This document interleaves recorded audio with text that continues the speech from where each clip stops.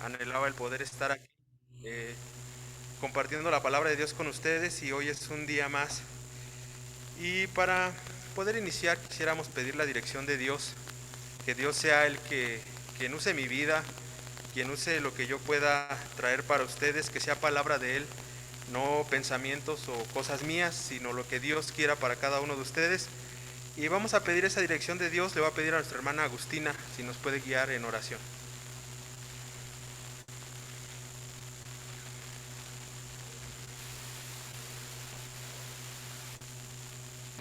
Hermanos, hace 15 días yo hablaba con ustedes acerca de la iglesia, hablaba acerca de esa necesidad de pertenecer a una iglesia, pero primero este pasaje esta meditación de la palabra de Dios estuvo basado en Hechos 2 del 41 al 47 y decíamos primeramente que era una iglesia y decíamos que la iglesia primeramente es el cuerpo de Cristo y está formado por muchos miembros, pero que la iglesia es de Cristo, que Cristo es la cabeza de la iglesia. Decíamos algo muy importante y que nos hace sentir muy bien, que Cristo ama la iglesia. Incluso la Biblia nos dice que Cristo se entregó por la iglesia. Eso es lo que nos dice. Entonces es muy especial la organización de iglesia y muchas veces nosotros lo vemos como una organización, pero más que una organización es un organismo, porque la iglesia tiene vida a partir de sus miembros, es lo que podemos ver. Y también veíamos que si existe la iglesia, podemos pertenecer a ella y tenemos requisitos para pertenecer a la iglesia, y que a diferencia de en otros lados, como en tiendas de así departamentales o como en equipos de fútbol, decíamos en esa ocasión, o en un grupo de amigos, los requisitos que se nos piden para pertenecer a una iglesia es solo creer en Cristo y ser bautizados. Y eso lo veíamos en lo que decía Hechos 2:41, que dice, así que los que recibieron su palabra fueron bautizados y se añadieron aquel día como 3,000 personas. Esos son los requisitos nada más para pertenecer a una iglesia: creer en su palabra, creer en Cristo y ser bautizados.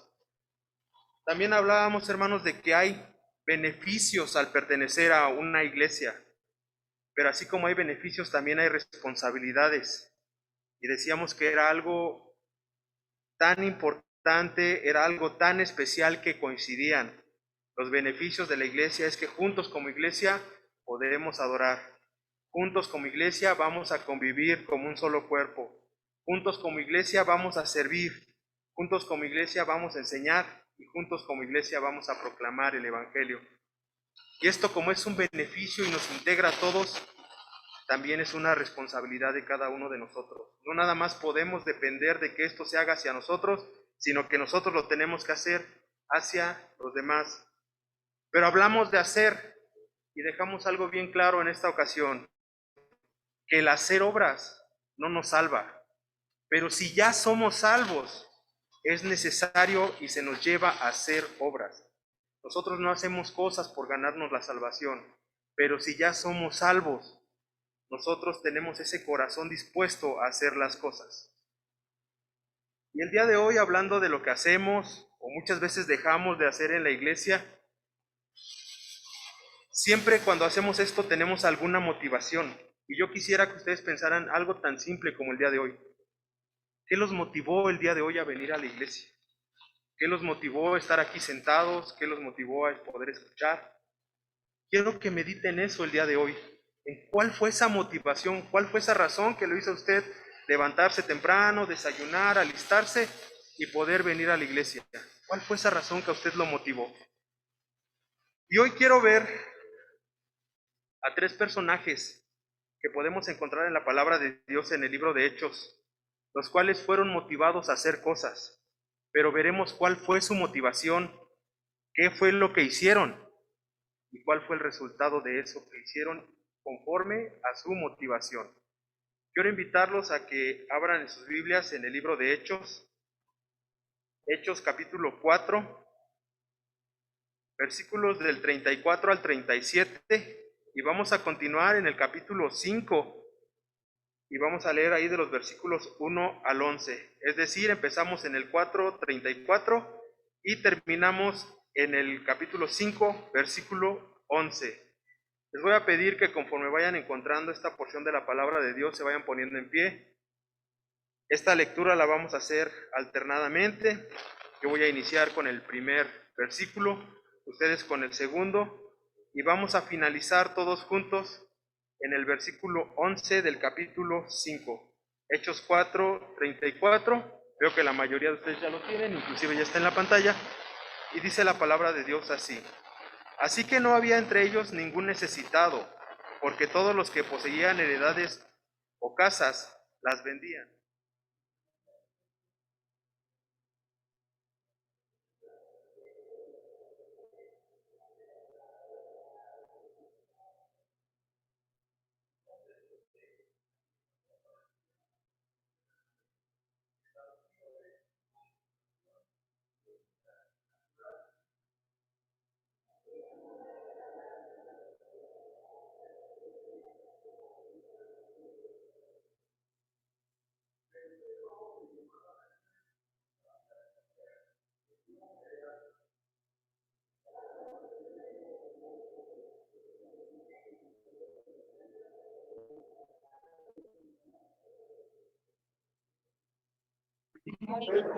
Ananías, ¿por qué llenó Satanás tu corazón para el Espíritu Santo y sustrajeses el peso de la verdad?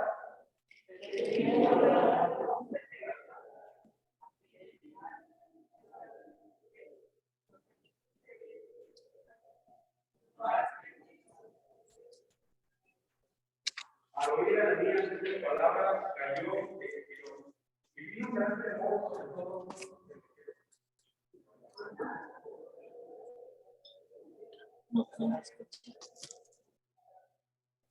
Pasando ya un poco de 3 horas, sucedió que todos sus mujeres no sabían por qué.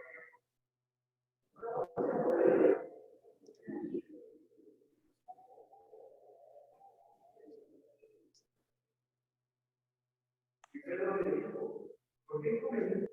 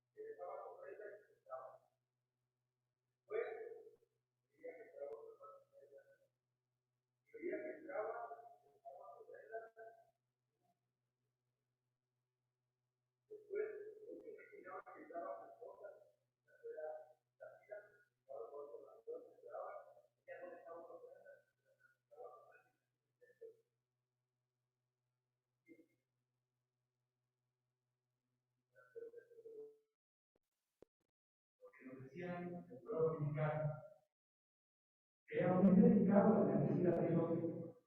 Ellos habían venido a dar su ofrenda, pero yo nada más me quedaba con la parte de y yo tenía tanto miedo que decía, pues si ahorita voy a salir y voy a decir una mentira, voy a morir en ese momento. Siempre iba por esa idea. Posteriormente, pues obviamente fui viendo que a lo mejor decía una mentira y pues no me caía muerto de inmediato, ¿no? O sea, eso sí yo lo veía. Y Y esto es algo, hermanos, que muchas veces nosotros vemos y pensamos, y al analizar este pasaje solo nos quedamos con eso, con la parte de donde ellos venden la heredad, mienten a la iglesia, que estaban en ese momento representados por los apóstoles, se confrontan con Pedro, y al hacer esta mentira ellos caen muertos. Pero no nada más se queda en eso. Y quiero que hoy podamos analizar a estas tres personas que vemos en el relato, y a partir de eso que analicemos de ellos, veamos lo que ellos hicieron, pero sobre todo veamos qué fue lo que los motivó a hacerlo. No nada más pensando en sus ofrendas o que trajeron dinero, no. Pensando en la acción, pensando en qué los motivó a hacer las cosas. Por eso al principio yo les decía, ¿ustedes ya pensaron qué fue lo que los hizo venir el día de hoy a la iglesia y poder estar aquí reunidos? ¿Qué fue esa razón que los trajo, que no los dejó estar en su casa, no los dejó estar en algún otro lado? ¿Qué fue lo que los motivó a poder estar el día de hoy aquí?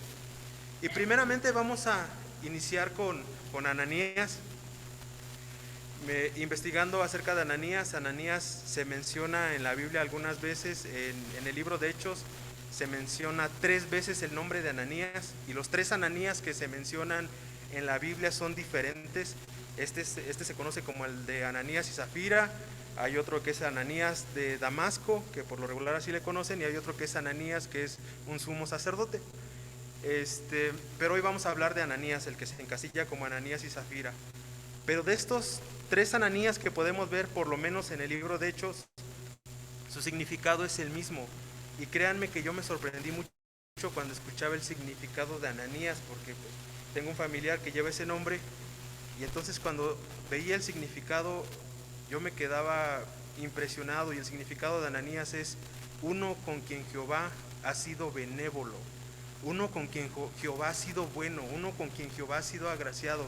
Y no necesariamente es porque lo merezca, sino porque Jehová sí lo quiere. Jehová es bueno. Esto va muy de la mano con la gracia, porque Jehová quiere, es bueno con él. Y vemos a este Ananías que escuchamos en el relato, que él vende una propiedad. Él tenía una herencia y la vende. Pues no vemos nada de malo. ¿Cuántos de nosotros no hemos vendido cosas? ¿Qué podemos ver en eso? Nada. Él agarró y vendió su propiedad. Pero nos sigue relatando que cuando él vende la propiedad, él al traer su ofrenda se queda con una parte de lo que había vendido.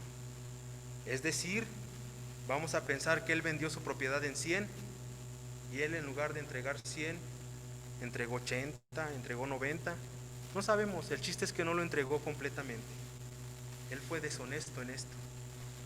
Y la Biblia en los versículos 3 y 4 de ese capítulo 5 dice que Pedro le dice en ese momento: Ananías, ¿por qué llenó Satanás tu corazón para que mintieses al Espíritu Santo y sustrajeses el precio de la heredad?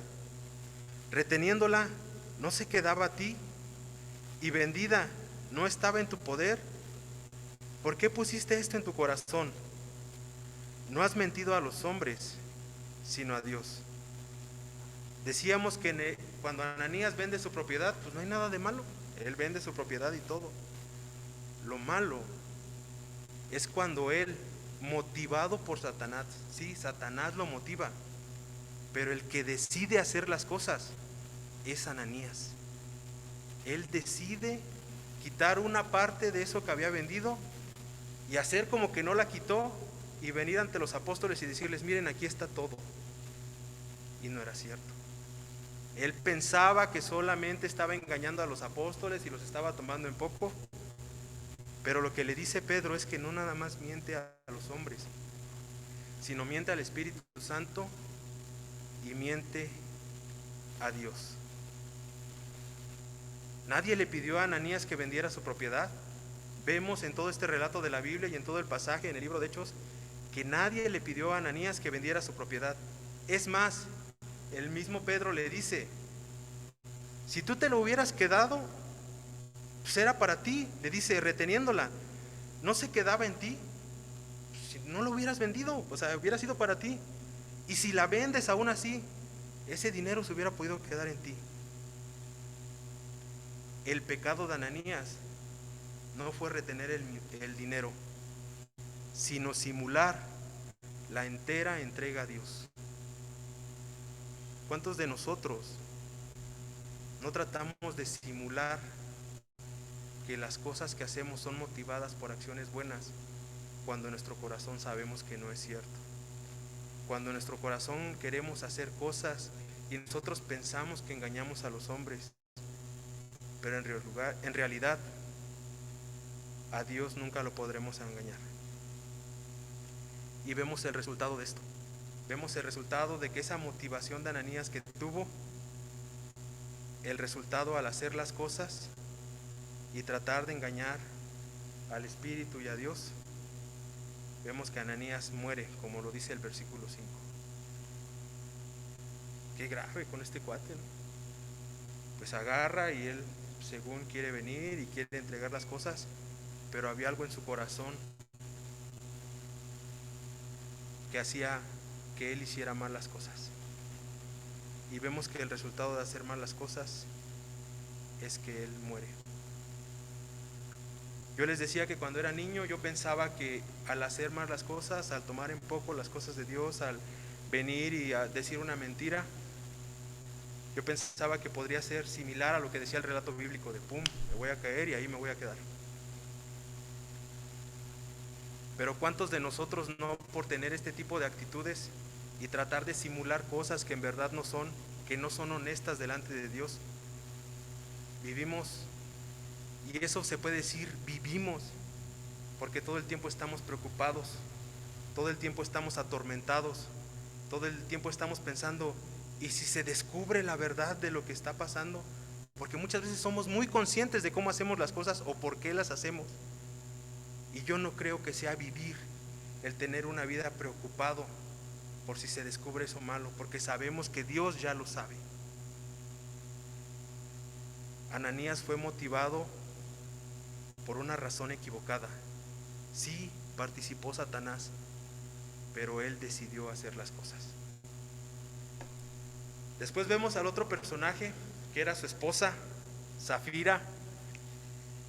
Zafira hace mucha referencia a la piedra preciosa, y por eso también el significado. Ella era bella, hermosa, ese es el significado de Zafira. Y no sabemos físicamente cómo era, pero por lo que yo les he platicado de las tradiciones judías, los judíos ponen el nombre cuando observan alguna cualidad en las personas. Entonces posiblemente sí, ella era bella, atractiva, hermosa, a lo que consideraban en ese tiempo. No sabemos si son las mismas consideraciones de ellos a las de nosotros en cuestión de belleza, pero eso es lo que por lo menos significa su nombre. Y vemos en la palabra de Dios que Zafira estaba enterada de todo.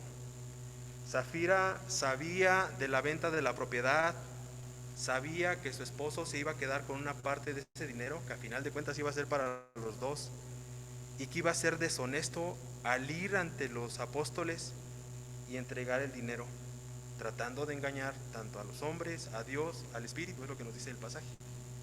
Y vemos que en ese momento, lo que yo les decía, no entraron juntos como esposos. Primero entra Ananías, muere, y dice la palabra de Dios de los versículos 7 al 10.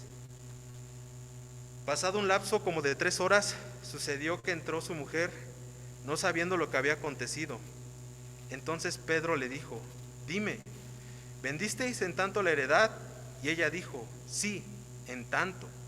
Y Pedro le dijo: ¿por qué conveniste en tentar al Espíritu del Señor?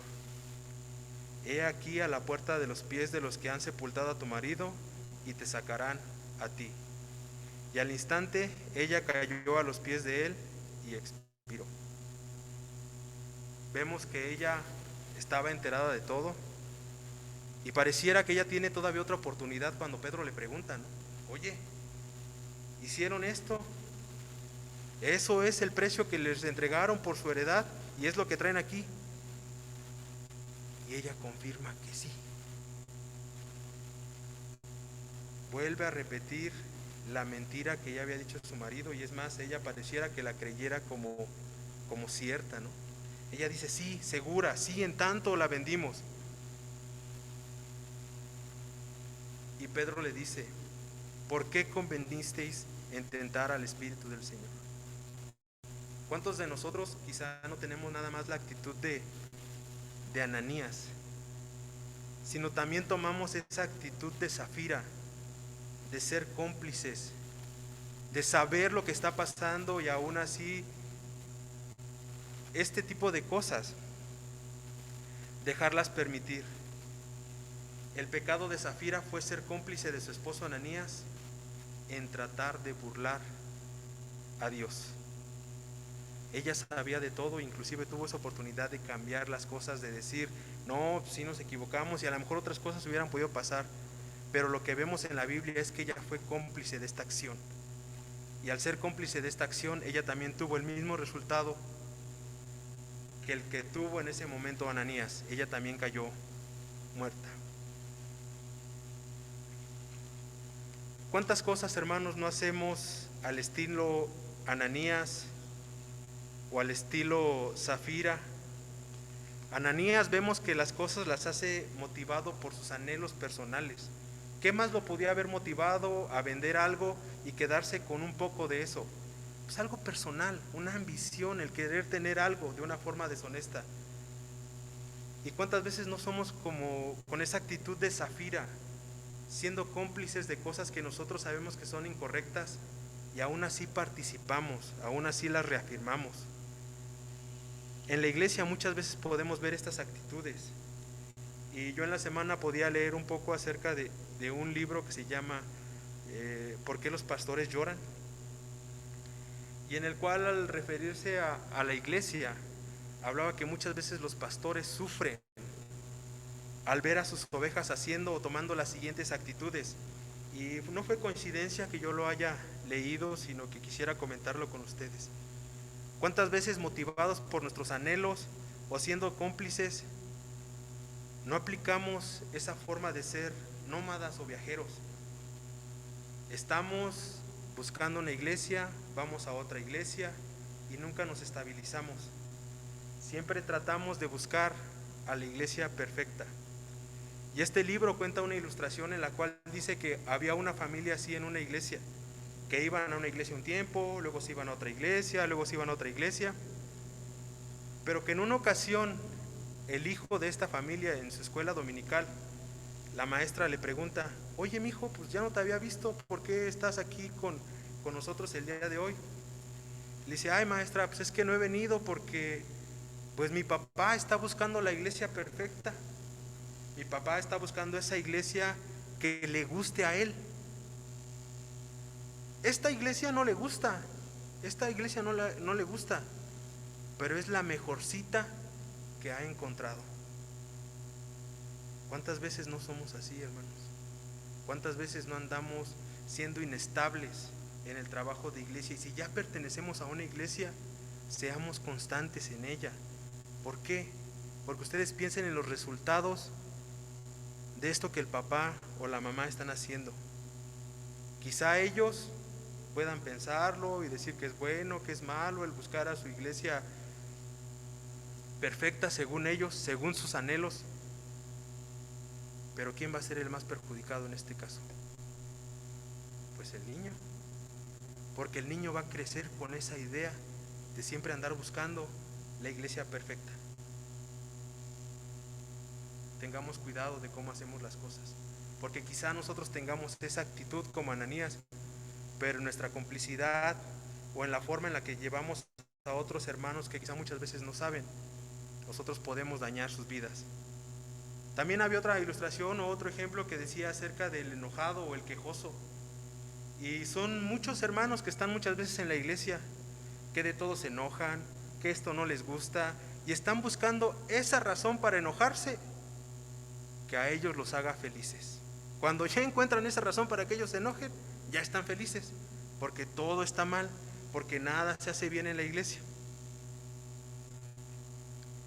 También venía acerca de aquellos que son aprovechadores o usadores de la iglesia. Aquellos que solo están en la iglesia por los beneficios que la iglesia les pueda traer a ellos, pero nunca están dispuestos a trabajar por su iglesia. Decíamos en lo de la iglesia que la iglesia sí tiene beneficios para nosotros, pero también tiene responsabilidades en las cuales nosotros nos comprometemos a trabajar. Y el último ejemplo que yo veía ahí, la de los jefes, la de que siempre estamos en la iglesia y nos gusta decir qué hacer, mas no ponernos a hacer, mas no poner la mano en el arado. Nos gusta decir, es que eso se tiene que hacer así, es que eso está mal hecho, se tiene que hacer de esta manera, se tiene que hacer de la otra, pero nunca mostramos la forma en la cual nosotros nos comprometemos a hacer las cosas. Y todas estas acciones, cuando las hacemos de esta manera, hermanos, generan lo mismo que generó lo que pasó en ese momento con Ananías y Zafira. Y lo que ellos generaron fue temor. Dice el versículo 11: y vino gran temor sobre toda la iglesia y sobre todos los que oyeron estas cosas. Hubo gran temor sobre dos grupos. Hubo temor sobre la iglesia, los que ya estaban, los que ya pertenecían a la iglesia, y también sobre aquellos que oyeron estas cosas. Es interesante leer la palabra de Dios y ver que en el libro de Hechos, esta es la primera vez en la que se menciona la palabra iglesia. Pero vean sobre qué contexto se señala esa palabra iglesia. Hubo gran temor sobre toda la iglesia y sobre todos los que oyeron estas cosas.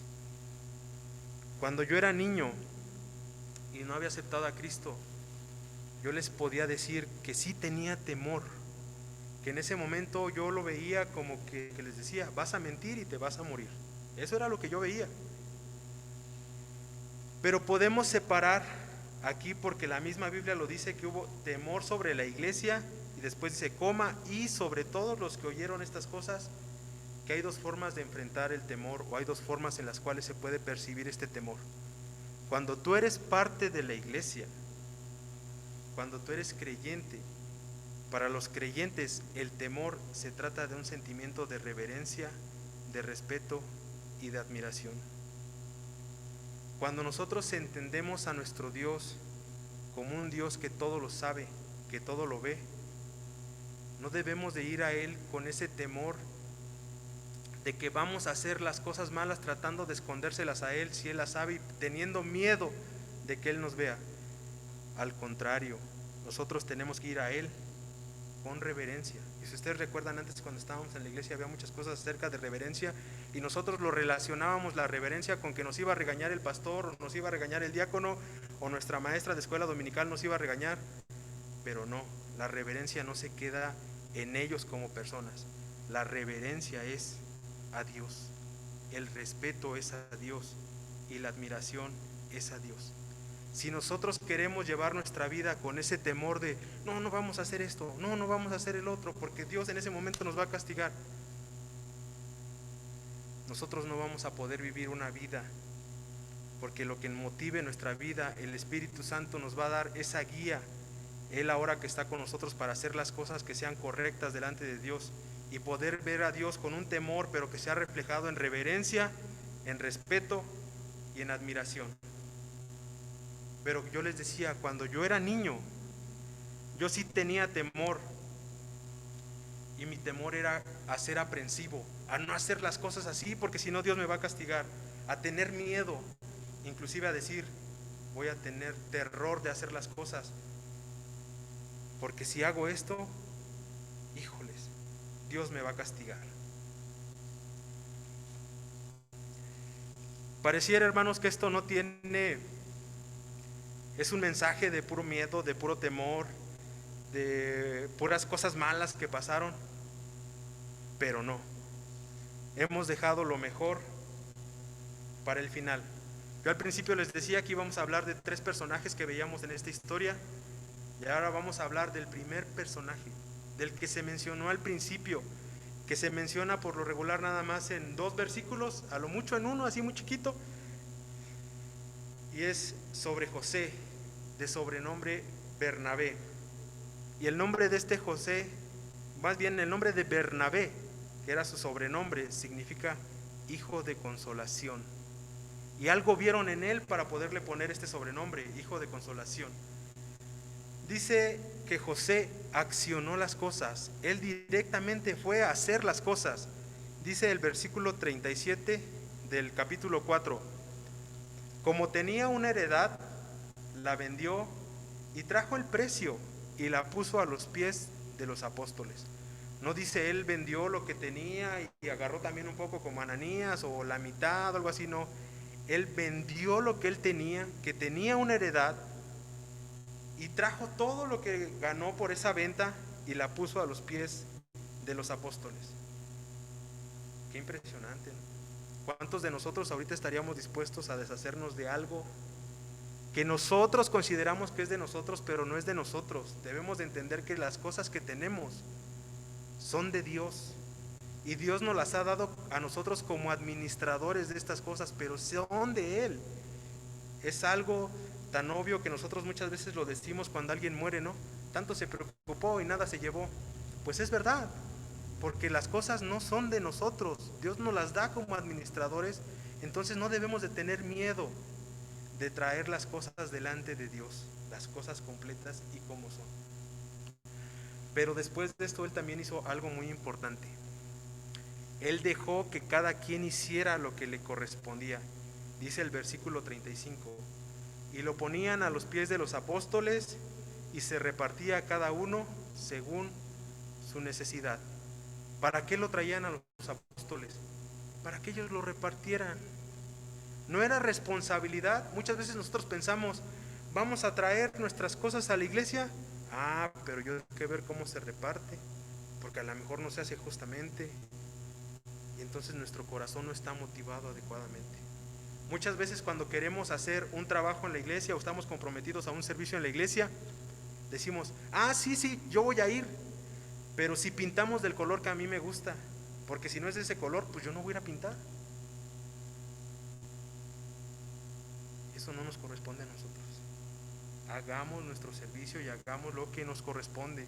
Pongamos todo lo que tenemos, y es todo lo que tenemos, no nada más implica las cosas materiales, hermanos. ¿Cuántos de nosotros tenemos habilidades? ¿Cuántos de nosotros reconocemos que Dios nos ha dado la oportunidad de conocer, de aprender otras cosas? ¿Y por qué eso no las queremos quedar nosotros y no compartirlas con los demás hermanos? Pongamos todo lo que tenemos al servicio y a disposición de Dios, y que Dios, usando a los hermanos, Dios usando a la iglesia, lo reparta a cada una de las personas según lo que necesita. A diferencia de la actitud tipo Ananías y Zafira, Bernabé nos muestra con una verdadera motivación las acciones que él pudo realizar. Bernabé no aplicó en el libro de Hechos la clásica del nómada o viajero. No la hizo por caprichos. Bernabé permaneció en la iglesia, y eso nos dice el libro de Hechos, a pesar de que sufrió cosas difíciles. Es más, Bernabé fue enviado a muchos lados a predicar. La iglesia lo enviaba, y Bernabé siempre permaneció en la iglesia, a pesar de que él mismo fueron testigos en la iglesia de que se fueron encarcelados algunos apóstoles, de que apedrearon y mataron a Esteban. De muchas cosas difíciles él fue testigo y permaneció en la iglesia. Nosotros vemos una cosita difícil en la iglesia y lo primero que queremos hacer es correr. Tomemos ese ejemplo de Bernabé, porque él tenía una verdadera actitud, una verdadera motivación a hacer las cosas. Seamos constantes, permanezcamos siempre en nuestra iglesia. Bernabé no aplicó la del enojado o quejoso, o de la de ser aprovechador o ser usador. Y vemos que él no haya aplicado la del enojado o la del quejoso no quiere decir que él en algún momento no haya tenido una diferencia o una discusión con alguien. Vemos en la Biblia que Bernabé discute con Pablo acerca de Juan Marcos. Pero al discutir, él no nada más discute y dice, estas son mis razones, y si quieren, y si no, ahí se queda. No, él ve la solución, y en ese caso estaban discutiendo por la vida de Juan Marcos, por el servicio de Juan Marcos, y lo que hace Bernabé, se lleva a Juan Marcos, trata de restaurarlo, y Pablo se va con Silas. Sí, Bernabé discutió, puso un punto diferente, pero no nada más se quedó como el enojado o el quejoso de que todo está mal, no, trató de solucionar las cosas. Bernabé no aplicó la clásica del jefe, de él que él mandaba y decía las cosas. Bernabé, como les decía en un principio, participó en los viajes misioneros enviado por la iglesia. Qué grato sería, hermanos, que en algún momento pudiéramos escuchar algo similar a lo siguiente acerca de nuestra vida. Es algo similar a lo que podemos ver. Les voy a pedir que si buscan en sus Biblias en Hechos capítulo 11, versículo 22 al 24. Hechos 11, del 22 al 24. Quiero que alguno de los hermanos que lo pueda leer fuerte y claro, lo pueda expresar en este momento. Hechos 11 del 22 al 24. Si alguien ya lo encontró, hermanos, que nos ayude a leerlo.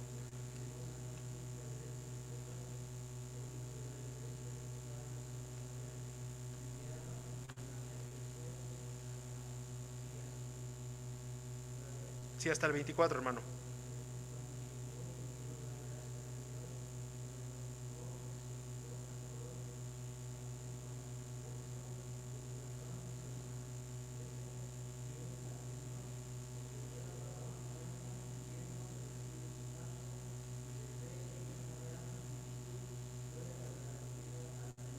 Muy bien. Les voy a pedir a los hermanos si pueden poner en la pantalla el mismo pasaje, pero en la traducción lenguaje actual.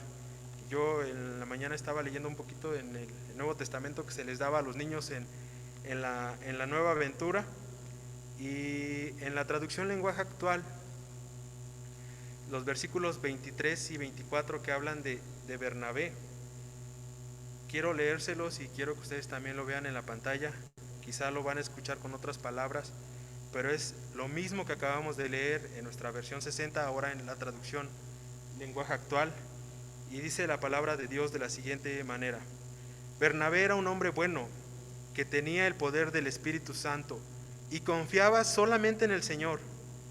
Cuando Bernabé llegó y vio que Dios había bendecido a toda esa gente, se alegró mucho y los animó para que siguieran siendo fieles y obedientes al Señor. Y fueron muchos los que escucharon a Bernabé y obedecieron el mensaje de Dios.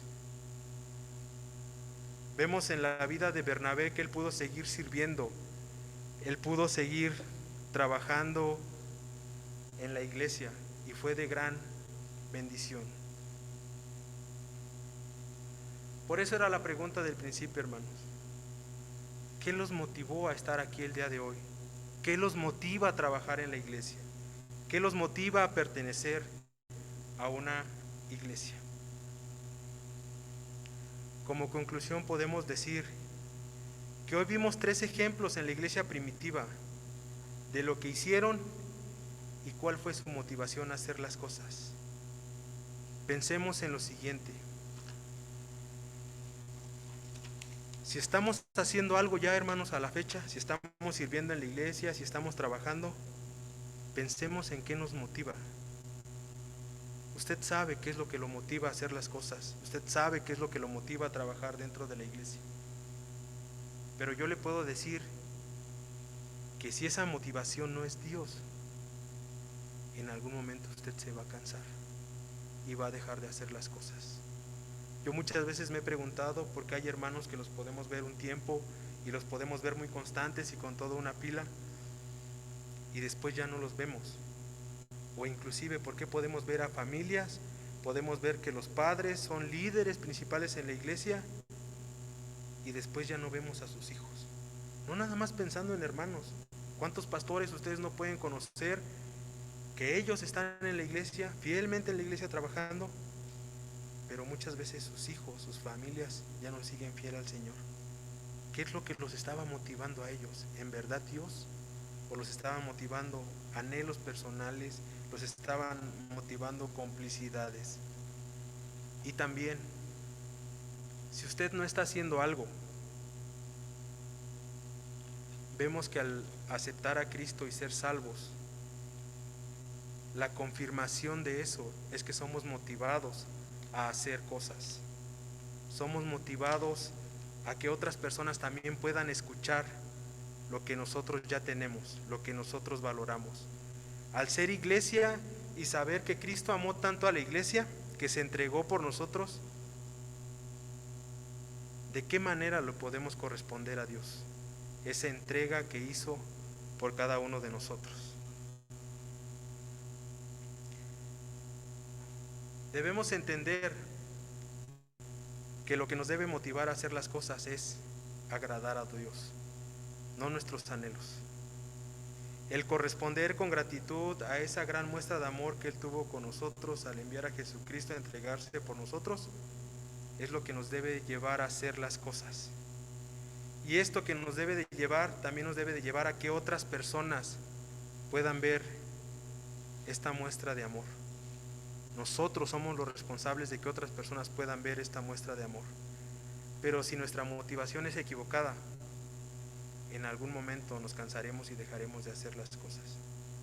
Por eso, hermanos, pensemos de verdad qué es lo que nos motiva a estar, a hacer las cosas, a servir, a pertenecer a una iglesia. Y enfoquemos en verdad todo nuestro esfuerzo, todos nuestros anhelos en cumplir el propósito de Dios, que es que otras personas escuchen de Él, y también en que con nuestra vida agrademos a Dios. Vamos a orar. Dios, en esta hora te doy gracias porque tú me permitiste compartir con mis hermanos la palabra. Gracias, Señor, por este ejemplo que se nos da en la iglesia primitiva, en la cual podemos ver a tres personajes, a Zafira, a Ananías, a Bernabé, y ver que ellos hicieron cosas motivados por diferentes razones. Señor, haz que nosotros podamos tener el entendimiento, podamos tener esa sabiduría para entender que lo que nos debe de motivar a hacer lo que tú quieres es tu amor, es ese agradecimiento que tú nos das a través de lo que hizo Jesucristo en la cruz, a través de su obra redentora. Y Señor, que nosotros podamos esto no nada más quedárnoslos, sino compartírselo a otras personas que también lo necesitan. Gracias te doy por eso, gracias por la oportunidad de poder compartir esta palabra en este momento y que sea de bendición para cada una de nuestras vidas. Todo esto te lo pido y te agradezco en nombre de tu amado Cristo Jesús. Amén.